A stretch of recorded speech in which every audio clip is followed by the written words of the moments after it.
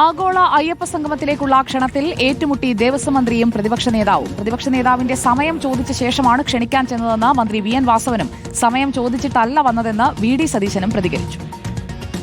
ആഗോള അയ്യപ്പ സംഗമത്തിലേക്ക് ക്ഷണിക്കാൻ Devaswom board president പ്രതിപക്ഷ നേതാവിന്റെ വസതിയിലേക്ക് എത്തിയതിന് പിന്നാലെയാണ് വിവാദം. ആര് വന്നാലും താൻ കാണാൻ തയ്യാറാണെന്നും എന്നാൽ അറിയിച്ചിട്ട് വരണമെന്നുമായിരുന്നു പ്രതിപക്ഷ നേതാവിന്റെ പ്രതികരണം. എന്റെ വീട്ടിൽ വന്നൊരു ലെറ്റർ കൊടുത്ത് പുറത്തുപോയി ഞാൻ കാണാൻ കൂട്ടാക്കിയില്ലെന്ന് പറഞ്ഞാൽ ഞാൻ പറഞ്ഞാൽ ഇനി വന്നാലും ഞാൻ കാണാം, പക്ഷെ അറിയിച്ചിട്ട് വരണം.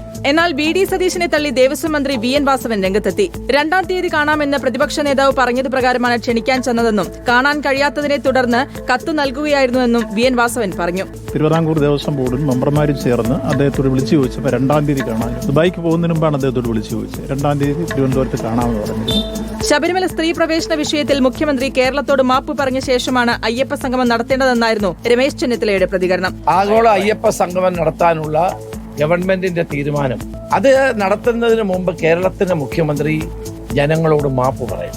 ആചാര ലംഘനത്തിന് നേതൃത്വം കൊടുത്തത് പിണറായി വിജയൻ എന്ന കേരള മുഖ്യമന്ത്രിയാണ്. റിപ്പോർട്ടർ, കൊച്ചി.